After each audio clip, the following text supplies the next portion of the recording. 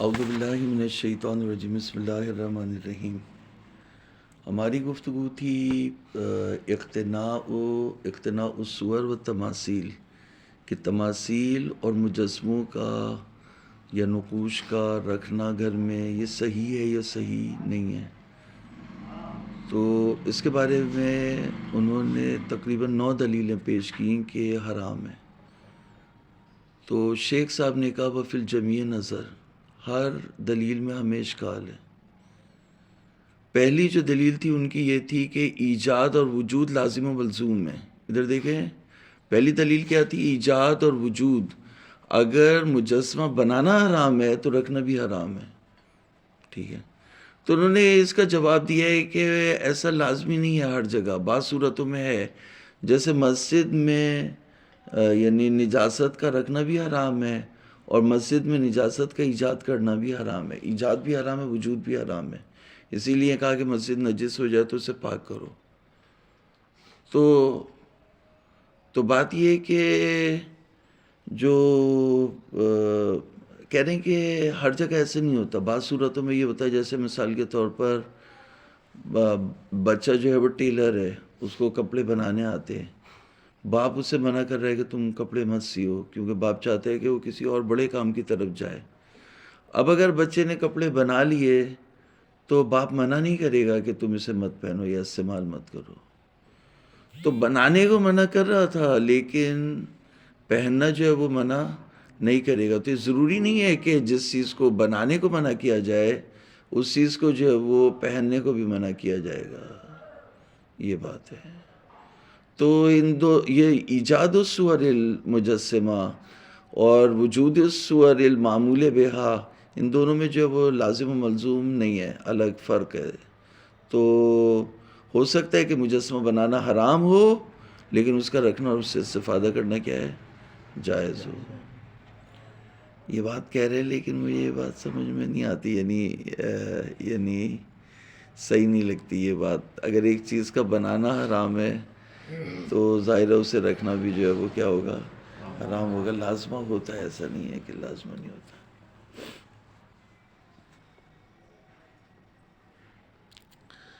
خوب وفی الجمیع نظر، اما الاول فلأن الممنوع هو ایجاد الصورت وليس وجودها مبغوضا حتى يجب رفعه۔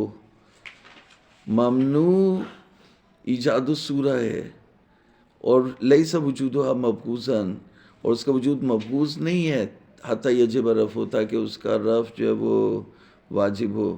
نعم قد یفہم الملازمۃ من سیاق الدلیل اور من خارج، کما ان حرمت ایجاد النجاست فی المسجد یستلزم مبغوضیت وجودها فی المستلزم لوجوب رفعها۔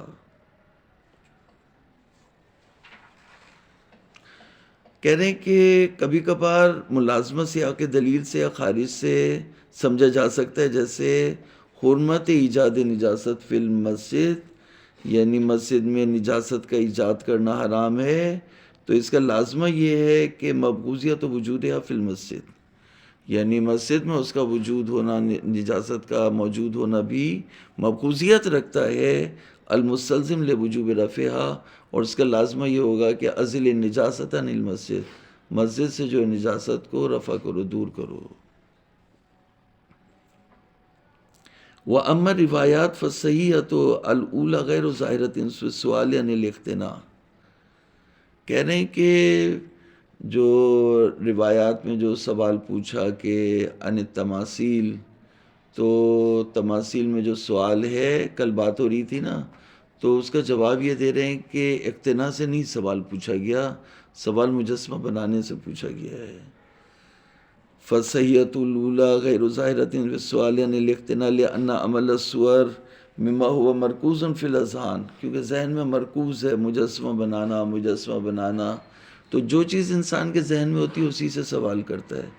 حتی ان السؤال عن حکم اقتنائها بعد معرفت حرمت عملها اذ لا یحتمل حرمت اقتناء ما لا یحرم عمله۔ یعنی یہاں تک کہ سوال ہو کہ اس کا رکھنا اس کے بعد کہ ہم نے جان لیا کہ اس کا بنانا حرام ہے، بعد معرفت حرمت عملہ، یعنی یہ جاننے کے بعد کہ اس کا بنانا حرام ہے، یعنی یہ سوال کرنا جو ہے وہ بہت دور لگتا ہے حقیقت سے کہ اس کے رکھنے کے بارے میں سوال کرے، کیونکہ احتمال نہیں ہے کہ جس چیز کا بنانا حرام ہے اس کا رکھنا بھی حرام ہو، اس بات کا احتمال نہیں ہے۔ لا یحتمل حرمت اقتناء ما لا یحرم عملو، جس چیز کا عمل ہی حرام نہیں ہے تو اس کا رکھنا بھی حرام نہیں ہے۔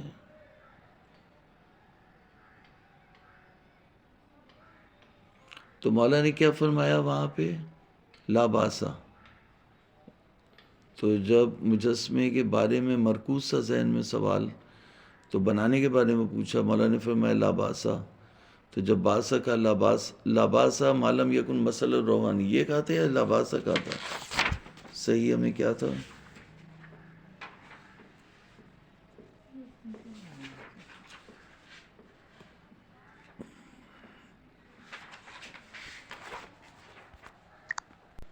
صحیح ہے۔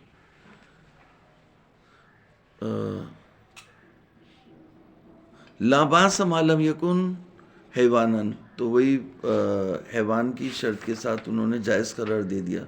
تو کہہ رہے ہیں جس چیز کو جائز قرار دے دیا، بنانا جائز ہو گیا، تو پھر اس کے رکھنے میں کیا مثال ہے، اشکال ہے۔ تو لیکن اشکال تو وہ زیرو میں ہے نا، جب زیرو کا بنانا، جب انہوں نے قید ڈال دی کہ زیرو نہ ہو، تو اس کا مطلب زیرو کا مجسمہ بنانا حرام ہے، تو رکھنا بھی کیا ہوگا؟ حرام ہوگا۔ وَأَمَّا الْحَذْفُ فِي روایت تحف العقول، تحف العقول میں جو حذف ہے انما یجیء الفساد منہا، یہ جو انما آیا انما یجیء الفساد منہا، یہ عبارت آئی تحف العقول میں، انما حرم اللہ الصناعۃ التی یجیء منہ الفساد محضا ولا یکون منہ وفی شیء من وجوہ الصلاح۔ تو یہ کہہ رہے ہیں فَهُوَ بِقَرِينَةِ الْفِقْرَةِ السَّابِقَةِ مِنْهَا الْوَارِدَةِ فِي تَقْسِيمِ الصُّنَاعَاتِ إِلَى مَا يَتَرَتَّبُ عَلَيْهِ الْحَلَالُ وَالْحَرَامُ، یعنی اگر وہاں روایت تحف العقول کے آپ سیاق کو دیکھیں تو وہاں صنعتوں میں بات ہو رہی ہے۔ روایت تحف العقول لے کر کیا ہے؟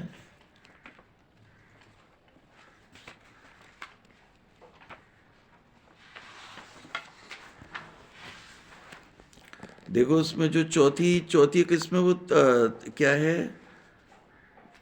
کیا ہے؟ من اصناف الصناعت مثل کتابت والحساب والتجارت والسیاغت والبناء والحیاکہ والسراج والقصار والخیاط والصنوط وصنعت صنوف التصاویر ما لم یکن مثل روحانی وانواع صنوف الآلات التي یحتاج الیہا العباد منہا منافع۔ تو یہاں پر جو بات ہو رہی ہے وہ کیا ہو رہی ہے؟ صنعتوں کی بات ہو رہی ہے۔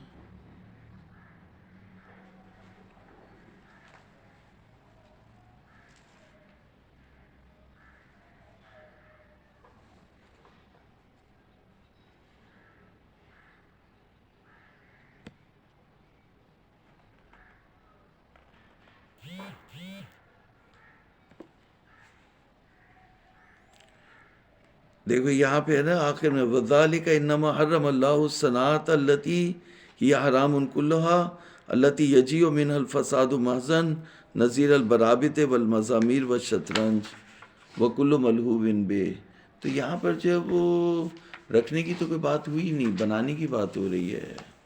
تو روایت تحف العقول کے حصر کو بھی بنانے، عمل حذف فی روایت تحف العقول فهو بالقرینۃ الفقرۃ السابقۃ منها الواردۃ فی تقسیم الصناعات الی ما یترتب علیہ، یہاں تک کہ وہ چیزیں بیان کی جن پہ حلال اور حرام مترتب ہوتا ہے، اور وہ چیزیں جن پہ سوائے حرام کے کچھ اور مترتب نہیں ہوتا، وما لا یترتب علیہ الا الحرام اضافی بالنسبۃ الی ہذین القسمین، یعنی لم تحرم من القسمین الا ما ینحصر فائدتہ فی الحرام۔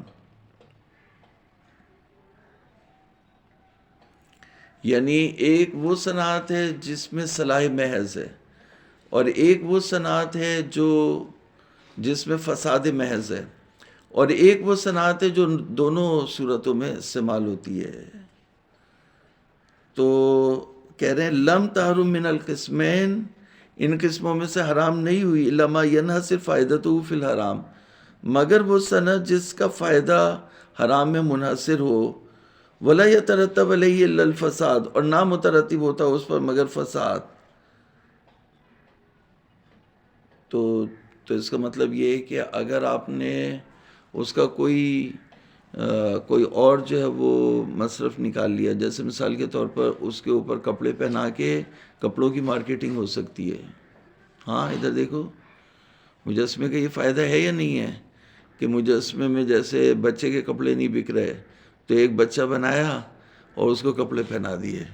ہاں تو اس سے جو ہے وہ، تو اس کا مطلب یہ ہے کہ ایک فائدہ حلال کا پیدا ہو گیا، تو جب ایک فائدہ حلال کا پیدا ہو گیا تو اس کی صنعت حرام نہیں ہو سکتی۔ لم تحرم من القسمین الا ما ینحصر فائدتہ فی الحرام ولا یترتب علیہ الفساد۔ نام یمکن ان یقال ان الحصر وارد فی مساق التعلیل، حصر وارد ہوا ہے کس میں؟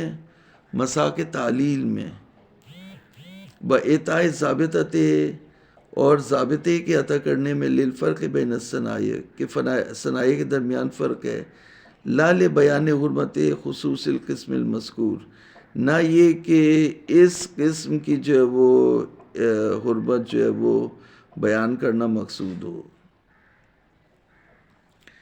یعنی جو ذی روح ہے اس میں آیا نا قاعدہ، یہ معلوم یکن مسئلہ روحانی، وہ امن نبوی فسیاقہ، تو یہ واضح ہو گیا نہیں ہوا؟ ہاں ادھر دیکھو، واضح ہو گیا۔ یعنی یہ کہہ رہے ہیں کہ جو حصر وارد ہوا ہے وہ کس کی نسبت وارد ہوا ہے؟ کہ وہ صنعت جس میں صرف حرام مترتب ہوتا ہو اور اس میں کوئی حلال فائدہ نہ ہو، وہ حرام ہے۔ تو یہ نہیں بتانا چاہ رہے کہ مسل الروحانی صرف جو وہ خصوص قسم مذکور جو وہ حرام ہے۔ تو جو حصر وارد ہوا ہے وہ فی مساق تعلیل میں وارد ہوا ہے۔ تو یعنی خلاصہ یہ کہ یہ کہہ رہے انما حرم اللہ الصناعۃ التی یجیء منها الفساد محضاً، یہ حصر جو ہے وہ صنعت کی طرف جائے گا، اقتناء کی طرف نہیں جائے گا۔ تو اقتناء کو جو ہے وہ اقتناء کے بارے میں اس سے استدلال نہیں کر سکتے۔ انہوں نے کیا اقتناء کے بارے میں استدلال کیا تھا اس سے؟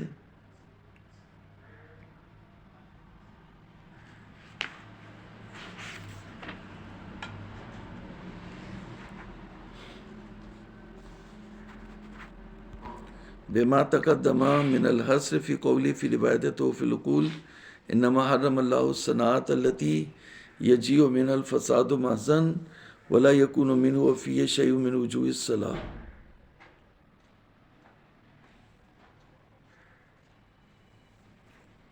یعنی اللہ تعالیٰ نے روایت فی العقول میں بتایا کہ اللہ تعالیٰ نے انما حرم اللہ الصناعۃ التی یجیء منها الفساد محضاً اور لا یکون منہ فی شیء من وجوہ الصلاح فإن ظاہرہ ان کل ما یحرم صنعتہ، جس کا بنانا حرام ہے اس کا رکھنا بھی حرام ہے۔ آگے انقطاع آپ کی عبارت ہے، آگے کل ما یحرم صنعتہ، اس کے آگے ہے کوئی عبارت؟ ہاں کل ما یحرم، انہوں نے پیراگراف چینج کر دیا، دیکھو ہمارے اس سے جو وہ پیراگراف ہی چینج کر دیا، یہ کنٹینیوشن میں ہے۔ انا ظاہر ون کل ما یحرم صنعتہ ومن التصاویر یجیء منہ الفساد محضاً فیحرم جمیع التقلب فیہ بمقتضی ما ذکر فی الروایۃ بعد ھذہ الفقرۃ وبالنبوی لا تدع صورۃ لمحوتھا۔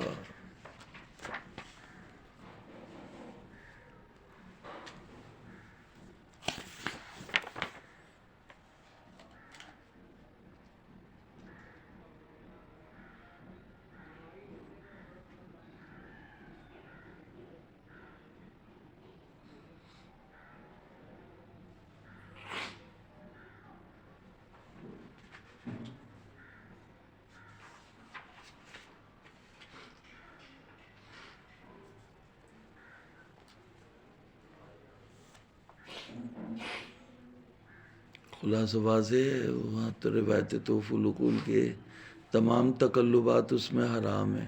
جس چیز کا بنانا حرام ہے اس کے جو ہے تمام تقلبات حرام ہیں.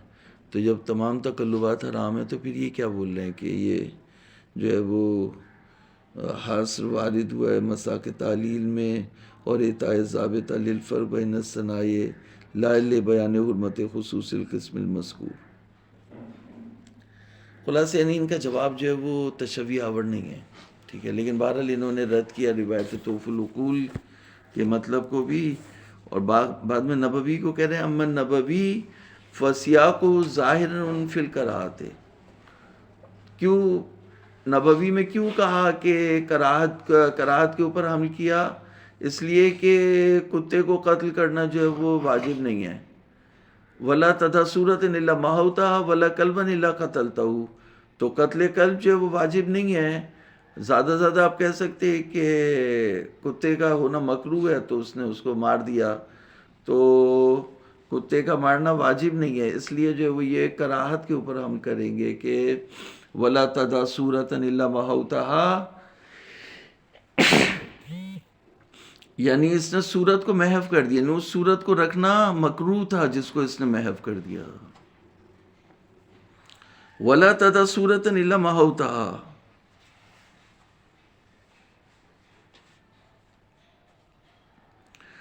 تو اس بنیاد پر نبوی جو ہے وہ سیاق و ظاہر فی الکراہ، یہ تو واضح ہے.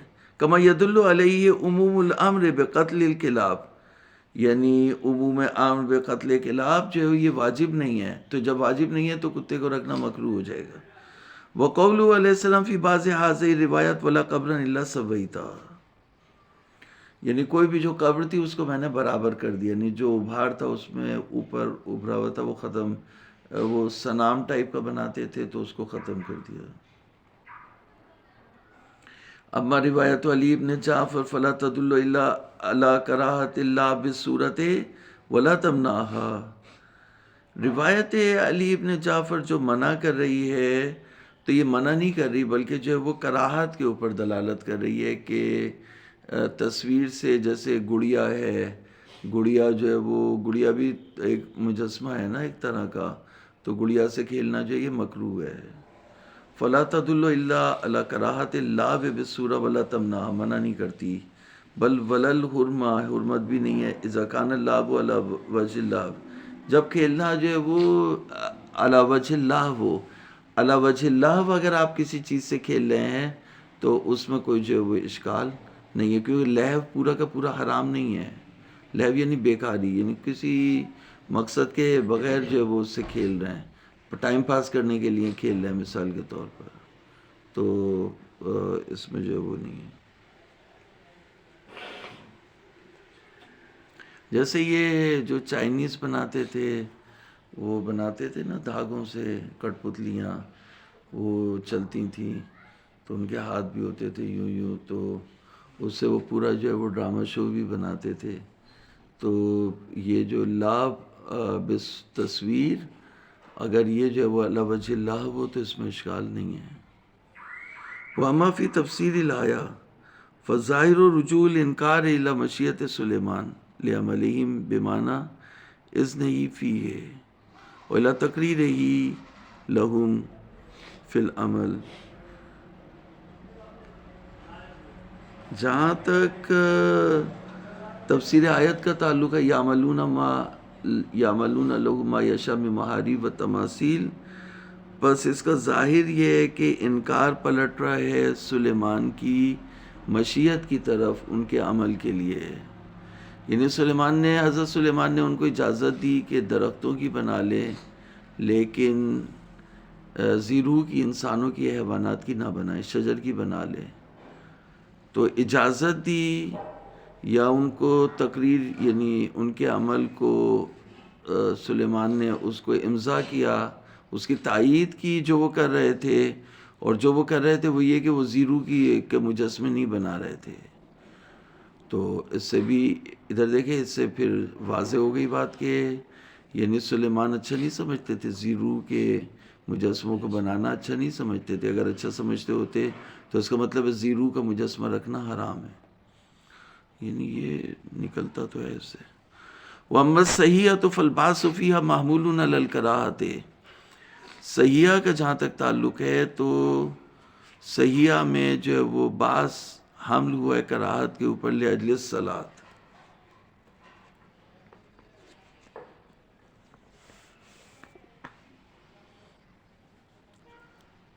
اور مطلقہ مع دلالتہ علی عدم جواز الاقتناء و عدم وجوب الوقف.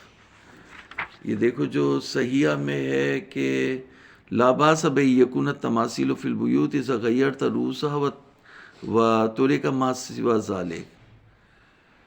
یعنی یہاں پر جو صحیحہ میں جو باس ہے اس کو انہوں نے حمل کیا کس کے اوپر؟ کراہت کے اوپر، نماز کے لیے بطور مطلق. یعنی بطور مطلق ادھر دیکھیں، بطور مطلق جو ہے وہ تماثیل کا رکھنا جو ہے وہ مکروہ ہے. مولا نے کیا فرمایا؟ لا باس بی یکون التماثیل فی البیوت اذا غیرت رؤوسها. ٹھیک ہے نا؟ تو یہاں پر جو ہے وہ اگر تغییر رؤوس نہ دے تو رکھنا جو ہے وہ مکروہ ہے بطور مطلق، یا نماز کے وقت میں جو ہے وہ خاص کر نماز ایسی جگہ پر جہاں تمثیل ہو وہاں پہ نماز مکروہ ہے، نماز کی وجہ سے مکروہ ہے. اما الصحیحۃ فالباس فیہا محمول علی الکراہۃ لأجل الصلاۃ اور مطلقہ ما دلالتہ، جبکہ یہ حدیث جو ہے وہ دلالت کر رہی ہے جواز الاقتناء کے اوپر، و عدم وجوب المحو، یعنی محو کرنا، صورت کو تغییر دینا واجب نہیں ہے، ضروری نہیں ہے.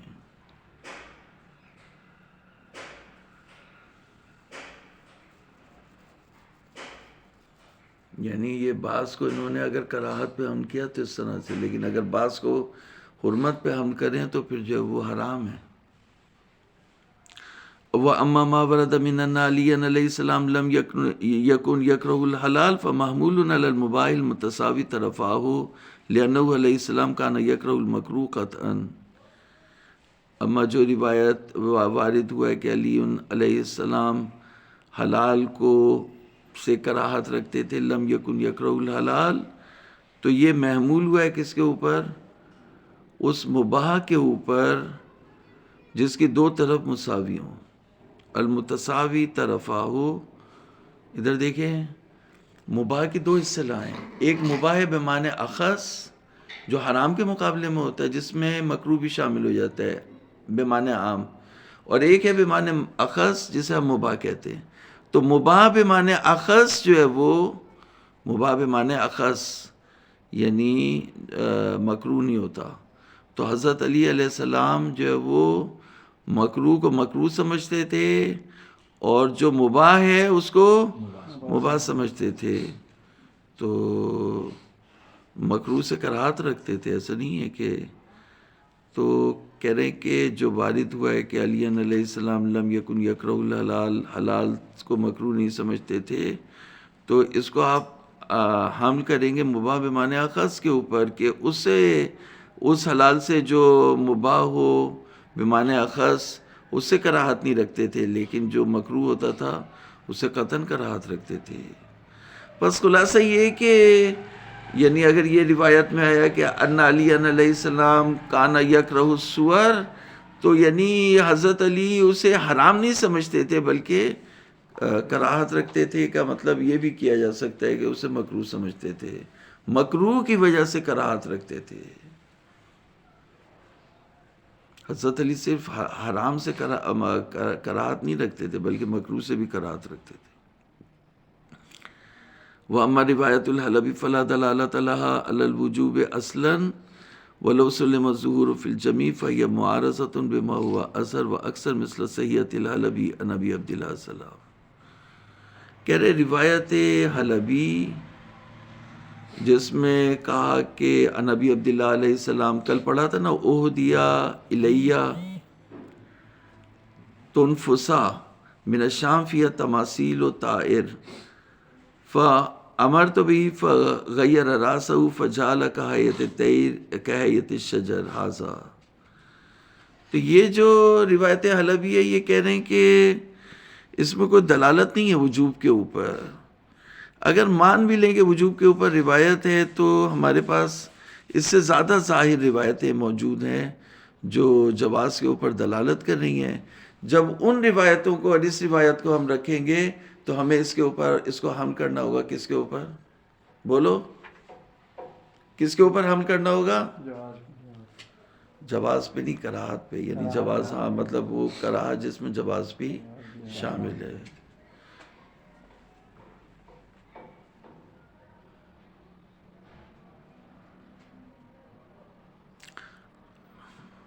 وَلَوْ سُلِّمَ الظُّهُورُ فِي الْجَمِيعِ فَهِيَ مُعَارَضَةٌ بِمَا هُوَ أَظْهَرُ وَأَكْثَرُ مِنْ سَيِّئَةِ الْعَلَبِي. سیح علبی ہے عن ابی عبداللہ علیہ السلام، عن ابی عبداللہ علیہ السلام ربما قمت اصلی وبین یدی الوسادہ. میں جب کھڑا ہوا نماز پڑھنے کے لیے تو میرے سامنے ایک تکیہ تھا، کشن تھا یا تکیہ تھا جس پہ پرندوں کے نقوش بنے ہوئے تھے. فیہا تماثیل الطیر فجعلت علیہا ثوبا، تو میں نے اس پہ جو ہے وہ کپڑا ڈال دیا. وروایت علی ابن جعفر نقی عن الخاتم یکون فیہ نقش و تماثیل طیر اور سبو. علی ابن جعفر اپنے بھائی موسیٰ ابن جعفر سے اس انگوٹھی کے بارے میں پوچھتے ہیں جس میں پرندے یا کسی جانور کیا نقش ہے، کیا نماز پڑھ لے؟ تو انہوں نے فرمایا لا باس.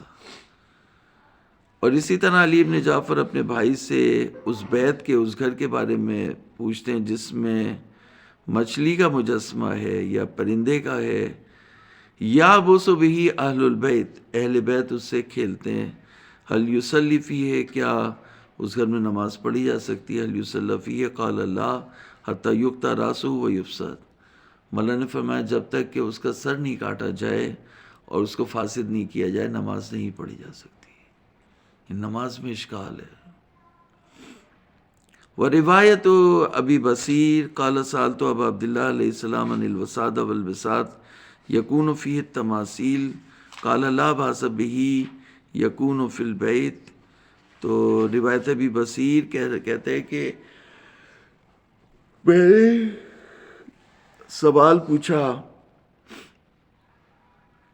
سألت ابا عبداللہ عن الوسادہ، تکیے کے بارے میں سوال پوچھا اور بساط کے بارے میں کہ اس میں تماثیل بنی ہوئی ہیں. تو مولا نے فرمایا لا باس بہ یکون فی البیت، کوئی حرج نہیں ہے کہ گھر میں ہو. قلت مت تماثیل، تو میں نے پوچھا کہ تماثیل کیا ہیں؟ تو قال کل شیء یؤتی فلا باس. تو مولا نے فرمایا کہ ہر چیز جس پہ تم پاؤں رکھتے ہو اس میں مسئلہ نہیں ہے. یعنی ہر وہ چیز جو فرش پہ بنی ہوئی ہو یا مثال کے طور پر فرش کے آگے جو چیز ہے اس پہ بنی ہوئی ہو جس پہ تم پاؤں رکھتے ہو چلتے ہو اس میں مسئلہ نہیں ہے. مسئلہ کس میں؟ دیوار میں لٹکانے میں ہے. دیوار کے ساتھ رکھنے یا دیوار میں لٹکانے میں. وسیاق السؤال مع عموم الجواب یا بان تقلید الحکم بما یجوز عملہ کما لا یخفی. یعنی سیاق، سوال کا سیاق جبکہ جواب کا عموم. یا بان تقلید الحکم یعنی ابا رکھتا ہے کہ حکم کو آپ مقید کر دیں بما یجوز عملہ. تو عمل کس میں جائز ہے؟ جس پہ چلیں جائز ہے. تو ہم یہ فتویٰ دے سکتے ہیں کہ ہم قید کر دیں کہ اس میں تمثال بنا سکتے ہیں جس کے اوپر چلے، یعنی فرش کے اوپر بنا سکتے ہیں، دیوار پہ نہیں بنا سکتے. آپ کو ایک ہی بات کہنی ہوگی، یہ جو بات آپ فرش کے بارے میں کہیں گے وہی دیوار کے بارے میں کہیں گے، جو دیوار کے بارے میں کہیں گے وہی فرش کے بارے میں کہیں گے. سیاق السوال مع عموم الجواب یا بان تقلید الحکم بما یجوز عملہ. وروایت اخری لابی بصیر قال قلت لابی عبداللہ علیہ السلام ان النفس تو عندنا الوسائد فیہا التماثیل ونفرشها. کہا کہ ہم وسائد جو وہ بچھاتے ہیں اس میں تماثیل ہوتی ہے، ونفرشها اور اسی کا فرش بھی بناتے ہیں.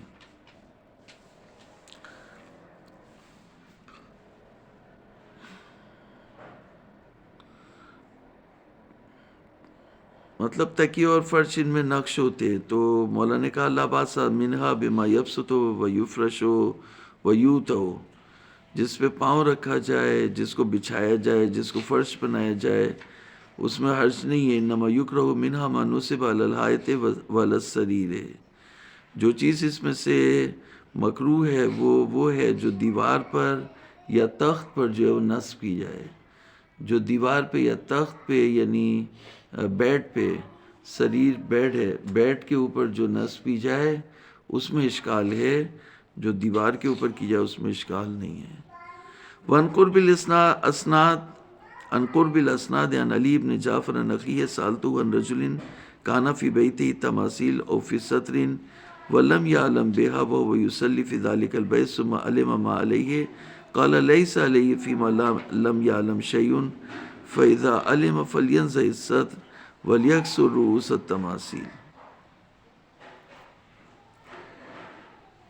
علی بن جعفر اپنے بھائی سے پوچھتے ہیں اس شخص کے بارے میں جس کے گھر میں تماثیل ہیں.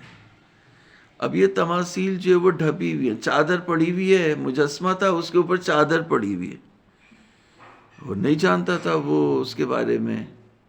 وہ یصلی فی ذلک البیت، وہ اسی گھر میں نماز پڑھ رہا ہے. ایک مجسمہ بنا ہوا ہے پورا عورت کا، اس کے اوپر چادر پڑی ہوئی ہے، ڈھپا ہوا ہے. اب وہ ڈھپا رہا، وہ سمجھا ہی نہیں کہ یہ مجسمہ ہے، وہ اس گھر میں نماز پڑھتا رہا. تو مولا نے فرمایا لیس علیہ فی من لم یعلم شیء، جب تک نہیں جانتا تو اس کے اوپر کوئی چیز نہیں ہے. فإذا علم فلینزع الستر، جب جان لیا اس نے تو وہ اس کی ستر اتارے، ہٹائے، اور ولیکسر رؤوس التماثیل، ان کے سروں کو کاٹ دے.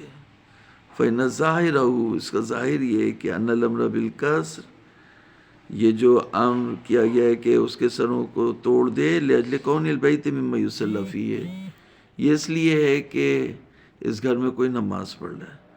ولذلک لم یامر بالتغییر ما علی الستر واکتفی بنزعہ، کا اسی وجہ سے جو ہے وہ حکم نہیں دیا کہ جو ستر بتغییر ما علی الستر، یعنی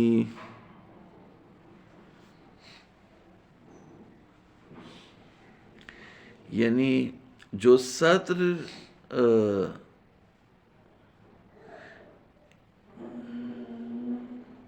جو ستر کے اوپر ہے اسے تغییر دینے کو نہیں کہا.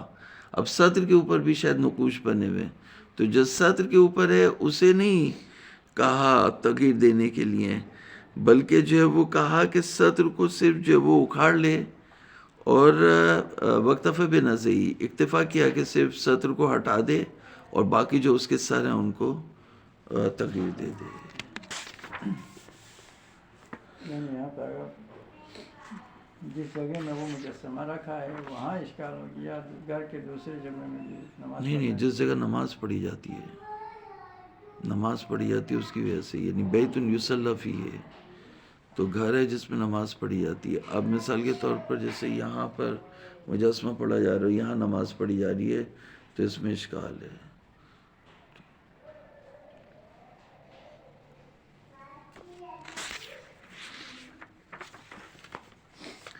وَمِنْهُ يَظْهَرُ أَنَّ ثُبُوتَ الْبَعْثِ فِي صَحِيحَةِ زُرَارَةَ السَّابِقَةِ مَعَ عَدَمِ تَغْیِیرِ الرُّؤُوسِ إِنَّمَا هُوَ لِأَجْلِ الصَّلَاةِ، یعنی اسی سے آپ سمجھ سکتے ہیں، اس روایت کو قرینہ بنا سکتے ہیں کہ جو پہلے والی روایت تھی، جس روایت میں پوچھا، مولا سے پوچھا کہ صحیح زرارہ، جس میں کہا لا باس بیکون التماثیل فی البیوت اذا غیرت رؤوسہا، تو یہاں پر اگر تغییر رؤوس نہیں دے تو باس ہو جائے گا.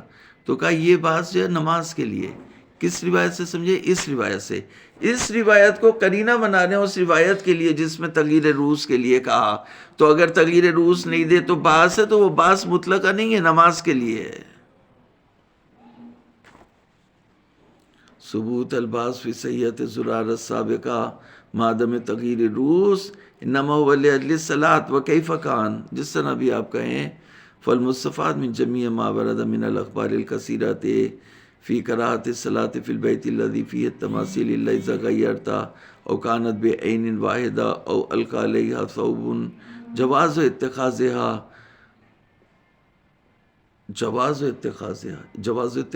خبر ہے.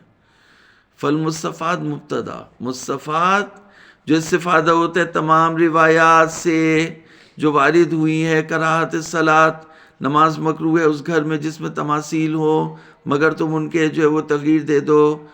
یا اوکانت بعین واحدہ، یا ایک آنکھ ہو ایک آنکھ ہٹا لو، یا اس کے اوپر جو ہے وہ کپڑا ڈال دو. او القیا علیہ صوبن، یا اس پہ صوب یعنی کپڑا ڈال دیا جاتا ہے. ان تمام روایات کا جو مستفاد ہے وہ کیا ہے؟ جواز و اتخاذہا، ان کو جو ہے وہ ان مجسموں کو رکھ سکتے ہیں. وعمومها یشمل المجسمۃ وغیرہ، اور اس کا عموم جو ہے وہ مجسمہ اور غیر مجسمہ دونوں کو شامل ہوتا ہے. نقوش کو بھی شامل ہوتا ہے اور مجسمے کو بھی شامل ہوتا ہے. وَيُؤَيِّدُ الْكَرَاهَةَ، ابھی آپ دیکھیں ادھر دیکھیں کیسی کیسی نئی نئی صنعتیں آتی ہیں. جیسے مثال کے طور پر محراب بنانا بہت مہنگا ہے. ابھی کیا کیا ہے، ایک جگہ اس کی ذرا سی بنا لی اینٹوں سے اور اس کے اوپر پینافلیکس محراب کی جو لگا دی، تو کیا لگے گی؟ محراب لگے گی. تو نقوش ہیں لیکن یہ کہ آپ کو پوری جو ہے وہ زندہ محراب لگے گی. تو یہ ہے. تو کہہ رہے ہیں کہ وَيَشْمُلُ وَعُمُومُهَا يَشْمُلُ الْمُجَسِّمَةَ وغیرہ. وَيُؤَيِّدُ الْكَرَاهَةَ الْجَمْعَ بَيْنَ اقتناء الصور والتماثيل في البيت واقتناء الكلب والإناء المجتمع فيه البول في الأخبار الكثيرة. کہنے بہت سی روایات میں جو ہے وہ یہ آیا کہ ملائکہ نے یہ کہا کہ ان لا ندخل بیتا فیہ تصویر، کیا ہے وہ روایت، ان لا ندخل بیتا فیہ صورت انسان ولا بیتا یبال فیہ ولا بیتا فیہ کلب. تو اس میں جو ہے وہ مولانا صادق حسن نے وہ حدیث نقل کیا، اس میں پانچواں بھی ہے. انہوں نے تو چوتھا اضافہ کیا، وہ پانچواں بھی ہے. ابھی بتاتا ہوں کتنے آ گئے. 3 چیزیں آ گئیں. ایک تو کہا کہ ملائکہ نے یہ کہا ہم اس گھر میں داخل نہیں ہوتے جس میں صورت انسان ہو، یعنی انسان کا مجسمہ ہو. ٹھیک ہے. دوسرا، ہم اس گھر میں داخل نہیں ہوتے جس میں پیشاب کیا جائے، تو یعنی ٹوائلٹ میں جہاں پیشاب کیا جاتا ہے وہاں داخل نہیں ہوتے. تو بیتن یبال فیہ ولا بیتن فیہ کلب، اور جس گھر میں کتا ہو اس میں بھی ہم داخل نہیں ہوتے. تو جس گھر میں کتا ہو اس میں داخل نہیں ہوتے، جس میں پیشاب کیا جائے اس میں داخل نہیں ہوتے، جس میں تصویر ہو اس میں داخل نہیں ہوتے. اس میں جو ہے وہ کہا کہ ایک کا اضافہ کیا ہے کہ جس گھر میں جنوب ہو اس میں بھی داخل نہیں ہوتے. جس گھر میں ایک شخص ہو جو جنابت کی حالت میں ہو وہاں پہ بھی ہم داخل نہیں ہوتے. تو یہ کتنے ہو گئے؟ 4 ہو گئے. اور علامہ صادق حسن صاحب کہتے ہیں جس گھر میں بے پردہ عورت ہو اس میں بھی داخل نہیں ہوتے. 5 ہو گئے نا. بے پردہ عورت کی بہت نحوست ہے. بے پردہ عورت ہو تو اس گھر میں بھی ہم داخل نہیں ہوتے. تو خلاصہ کیا ہوا اس بات کا؟ ادھر دیکھیں اس حدیث کا، یعنی جس گھر میں تصویر ہو داخل نہیں ہوتے، جس گھر میں پیشاب ہو اس میں داخل، جس گھر میں کتا ہو داخل نہیں ہوتے. تو کتا رکھنا کیا ہے؟ گھر کے اندر مکروہ ہے، حرام نہیں ہے. تو اس کا مطلب ہے مجسمے کا رکھنا بھی کیا ہے؟ مکروہ ہے، حرام نہیں ہے. تو خود یہ حدیث جو ہے وہ قرینہ ہے کس کے اوپر کہ اس کو حمل پر کراہت کریں گے. تو دیکھیں میں عبارت پڑھ لیتا ہوں تاکہ عبارت پڑھ کے جو یہ مطلب ختم ہو جائے گا تصویر کا. وَيُؤَيِّدُ الْكَرَاهَةَ الْجَمْعُ بَيْنَ اقْتِنَاءِ الصُّوَرِ وَالتَّمَاثِيلِ فِي الْبَيْتِ وَاقْتِنَاءِ الْكَلْبِ وَالْإِنَاءِ الْمُجْتَمِعِ فِيهِ الْبَوْلِ فِي الْأَخْبَارِ الْكَثِيرَةِ. کراہت کو تائید کرتا ہے جمع کرنا کہ حدیث میں تینوں چیزوں کو ایک جگہ کیا گیا کہ اقتناء الصور والتماثیل اور اقتناء الکلب اور اقتناء الاناء المجتمع فیہ البول. ایک ایسا برتن جس میں پیشاب ہو تو وہاں پہ بھی ملائکہ نہیں آتے. اخبار کثیرہ میں ان تینوں چیزوں کو ساتھ رکھا گیا ہے. اور جب وہ 2 چیزیں مکروہ ہیں تو یہ تیسری چیز بھی کیا ہوگی؟ مکروہ ہوگی.